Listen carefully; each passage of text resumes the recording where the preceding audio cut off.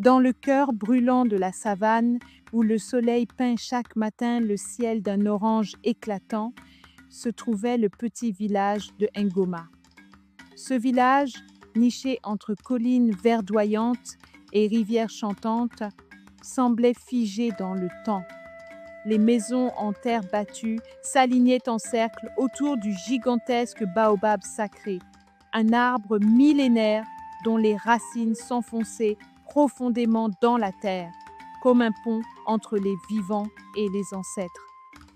Ngoma vivait au rythme des saisons, des chants et des rites transmis depuis des générations. Ici, chaque souffle de vent portait les murmures des esprits.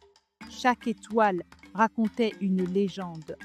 Mais derrière la beauté paisible, un mystère pesait lourdement. Amina, jeune femme de 20 ans, était connue pour son esprit vif et son cœur débordant d'amour.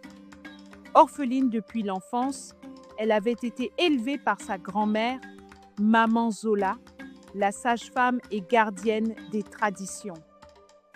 Maman Zola racontait souvent que le baobab était la clé de la protection du village, mais qu'un mal ancien pouvait s'éveiller si ses racines étaient troublées. Un matin, alors qu'Amina aidait les femmes à préparer les racines de manioc, une agitation inhabituelle secoua Ngoma. Des traces étranges avaient été découvertes près du baobab, comme des empreintes humaines mêlées à des symboles inconnus gravés dans l'écorce. Cette nuit-là, Amina fit un rêve étrange. Une voix douce et ancienne l'appelait du creux du baobab. Elle y vit une silhouette voilée, entourée de lumière dorée, qui lui murmura « Trouve ce qui a été volé et l'équilibre reviendra ». Au réveil, l'angoisse prit place dans son cœur. Elle savait que quelque chose d'essentiel avait disparu, un objet sacré lié à l'âme du village. Mais quoi? Et qui aurait osé s'approcher du baobab? Déterminée, Amina partit interroger les anciens du village. Parmi eux, grand-père Kofi, le chef respecté, lui révéla une vérité cachée. La famille d'Amina était autrefois la gardienne du pendentif du baobab, un talisman que les ancêtres avaient confié pour protéger Ngoma des forces obscures. Ce pendentif avait disparu mystérieusement il y a 10 ans, peu avant la mort de ses parents. Le mystère s'épaississait. Quelqu'un cherchait à réveiller un pouvoir ancien et Amina sentait que sa propre histoire était liée à ce destin. Alors que la peur gagnait le village, d'étranges phénomènes apparurent. Les rivières se tarissaient, les récoltes flétrissaient. Les anciens craignaient la colère des esprits. Amina décida de chercher le pendentif. Elle s'aventura dans la forêt sacrée, guidée par les rêves et les chants de Maman Zola. Là, entre les ombres des baobabs, elle trouva une grotte cachée.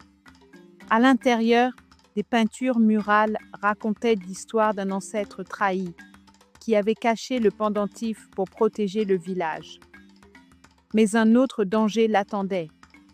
Un homme masqué, membre d'un clan rival, l'avait suivi. Il voulait s'emparer du pendentif pour venger un vieil affront. Dans un face-à-face intense, Amina usa de son courage et de la sagesse transmise par sa grand-mère. Elle parla des traditions, de la paix, de la force de l'unité.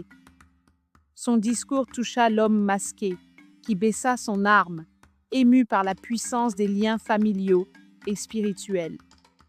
Ensemble, ils ramenèrent le pendentif au village où le baobab retrouva sa vigueur. La pluie tomba enfin, nourrissant la terre assoiffée.